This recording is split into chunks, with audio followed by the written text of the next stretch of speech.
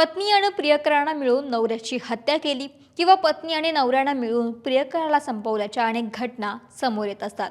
पण साताऱ्याच्या फलटणमधून अत्यंत थरारक आणि क्रूरतेचा कळस गाठणारी घटना समोर आली आहे, जिथं पत्नीनं नवरा आणि पहिल्या प्रियकरासोबत मिळून दुसऱ्या प्रियकराची निर्घृणपणे हत्या केली। इतकंच नाही तर हत्या केल्यानंतर त्याच्या मृतदेहाचे तुकडे केले आणि या मृतदेहाचे तुकडे वेगवेगळ्या ठिकाणी फेकून दिले। एकंदरीतच हे प्रकरण नेमकं काय आहे पाहूयात व्हिडिओच्या माध्यमातून। नमस्कार, मी अक्षता आणि तुम्ही पाहताय सकाळ।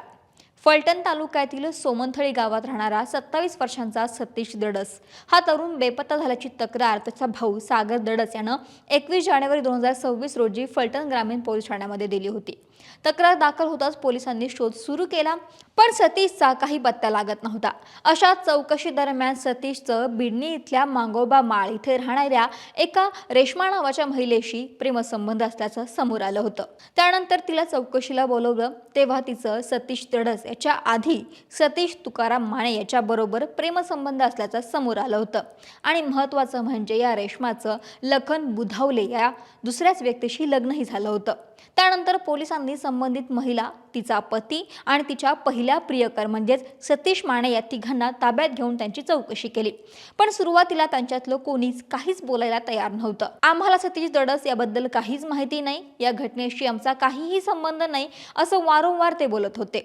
पण नंतर महिलेला खाक्या दाखवताच तिनं आपण केलेल्या कृत्याचा उलगडा केला।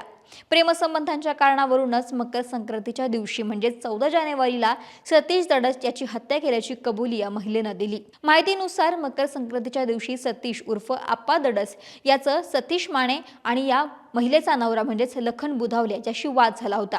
त्यावेळी रागाच्या वादातून सतीश माने आणि लखन बुधावले या दोघांनी मिळून सतीश दडस याला लोखंडी रॉडवून मारहाण केली। या मारहाणीमध्ये सतीश गंभीररित्या जखमी झाला होता। त्यानंतर तिथून त्यांनी त्याला दवाखान्यात नेण्याच्या बहाण्याने बनाव करून बिडणी येथील मांगोबा माळ परिसरामध्ये नेले। तिथे त्यांच्या डोक्यात दगड घालून त्याची निर्घृणपणे हत्या केली। इतकंच नाही, या हत्येचा पुरावा नष्ट करण्यासाठी आरोपींनी मृतदेहाचे लाकूड कापण्याच्या मशीननं तुकडे करून ते तुकडे 2 पोत्यांमध्ये भरले। एक पोतं नीरा नदीमध्ये फेकलं तर दुसरं पोतं शेतमाळ्यामध्ये जाऊन फेकलं। या माहितीनंतर पोलिसांनी मृतदेहाची शोध घ्यायला सुरुवात केली आणि मृतदेहाचे काही अवशेष पोलिसांच्या हाती लागले। याच्यामध्ये एका पोत्यामध्ये धड आणि दुसऱ्या पोत्यामध्ये हातपाय आणि जे तोडलेले हात होते ते दिसले, ते समोर आले। या क्रूर हत्याकांडाने संपूर्ण सातारा जिल्हाच हादरवून गेलाय। प्रेमसंबंधाच्या त्रिकोणातून फलटण तालुक्यामध्ये एक थरकाप उडवणारी आणि माणुसकीला काळीमा फासणारी ही घटना घडली आहे। या प्रकरणाचा छडा लावण्यात पोलिसांना यश आलं असून या महिलेसह तिच्या प्रियकराला आणि नवऱ्याला पोलिसांनी आता अटक केली आहे। महाराष्ट्रातील सर्व बातम्यांचे विश्वासार्ह व्यासपीठ सकाळच्या सर्व सोशल मीडिया प्लॅटफॉर्मला लाईक, फॉलो आणि सबस्क्राईब करा। तसंच सर्व नोटिफिकेशनसाठी बेल आयकॉन प्रेस करायला विसरू नका।